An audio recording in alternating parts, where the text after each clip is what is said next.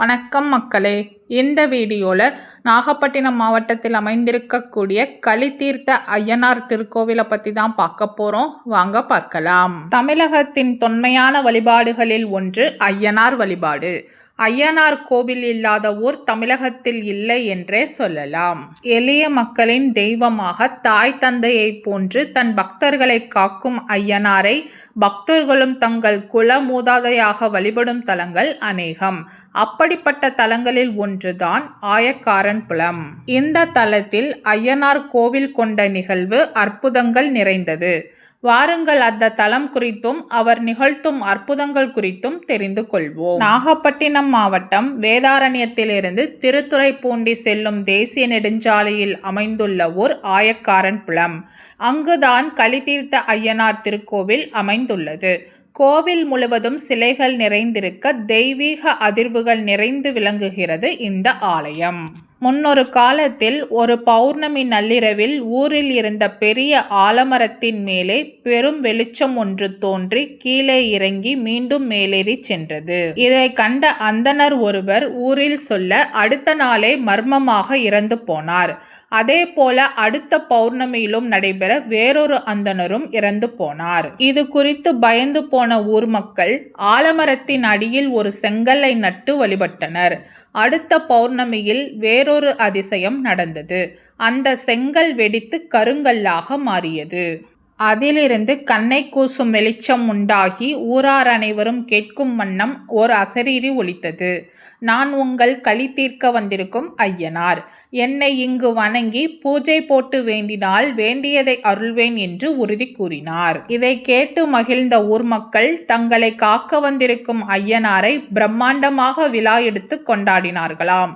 அன்று முதல் இன்று வரை நாகப்பட்டினம் மற்றும் அதன் சுற்றுவட்டாரத்தில் உள்ள மக்களின் குறைகளை தீர்க்கும் தெய்வமாக ஐயனார் இருந்து வருகிறார். களித்தீர்த்த ஐயனார் ஆலயம் முழுவதும் குதிரை, யானை, புலி, நாய் மற்றும் பல்வேறு மனிதர்களின் சிலைகள் நிரம்பி உள்ளன. யார் இங்கு வேண்டிக் கொண்டாலும் அந்த வேண்டுதல் நிறைவேறியதும் அவர்களின் சிலையை இங்கு வைத்து விடுகிறார்கள். மருத்துவராக, காவல்துறை அதிகாரியாக விரும்பிய பலரும் அது நிறைவேறியதும் அந்த உடையோடு சிலையாக நிற்பதையும் இங்கு காணலாம். திருமண வரம் வேண்டுவோர் திருமணமானதும் தம்பதியாக சிலைகளை இங்கு வைக்கிறார்கள். நோய் குணமானவர்களும் அவர்களுடைய சிலையை இங்கு வைக்கிறார்கள். ஆலயம் எங்கும் குழந்தை, மணமக்கள், புறவிகள் சிலைகளும் 1000 கண் பானைகளும் நிரம்பி இந்த கோவிலின் மகத்துவத்தை சொல்லியபடியே உள்ளது. பிள்ளை வரம் வேண்டுவோர் இங்கு வந்து வேண்ட பூசாரியின் அருள்வாக்கால் நல்ல செய்தி கேட்கிறார்கள். இந்த மாதத்தில் இந்த பிள்ளை பிறக்கும் என்று சந்தோஷமான செய்தியை கேட்டு அந்த ஐயனாரே உத்தரவு கொடுத்ததாக நம்பி உற்சாகம் கொள்கிறார்கள். அதே போல பிள்ளை வரமும் கிடைக்க மகிழ்கிறார்கள். இது கண்கூடாக இன்றும் நடந்து வரும் அதிசயம் என்கிறார்கள். ஏகாந்தமாக அமைந்திருக்கும் இந்த ஆலயத்தில் தூண்டில்காரன், வீரன், பெத்தாள், பெரியாச்சி, சாம்பவராயன் சன்னதிகளும் அமைந்துள்ளன. பிள்ளை வரம் வேண்டி வருபவர்களிடம் கோவில் பூசாரி ஒரு தேங்காயை கொடுத்து வீட்டில் அதை பூரண கும்பம் போல் சொம்பில் வைத்து வணங்கி வரச் சொல்கிறார். குழந்தை பிறந்ததும் அந்த சொம்பும் தேங்காயும் கோவிலில் மீண்டும் சமர்ப்பிக்கப்படுகிறது. அதேபோல் திருமணம் தள்ளி போனவர்களுக்கும் திருமண நாளை சரியாக சொல்லி அனுப்புகிறார் இந்த கோவில் பூசாரி. இங்குள்ள களித்தீர்த்த ஐயனார் கூத்து பார்ப்பதில் பெருவிருப்பம் கொண்டவராம். அதனால் தன்னிடம் வேண்டுபவர்கள் வேண்டுதல் நிறைவேறியதும் இங்கு கூத்து நடத்துவதாக வேண்டிக் கொண்டால் அந்த வேண்டுதலை உடனே நிறைவேற்றி விடுவாராம். அதனால் இங்கு கூத்து நடத்துவதற்கென்றே பெரும் கூத்து மண்டபம் உள்ளது.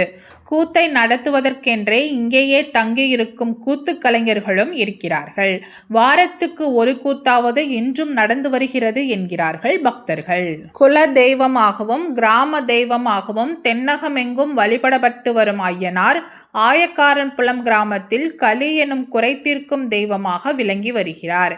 குறைகள் தீர வேண்டும் என்று தவிப்பவர்கள் நிச்சயம் இந்த ஊருக்கு சென்று ஐயனாரை தரிசித்து பலன்களை பெறலாம்.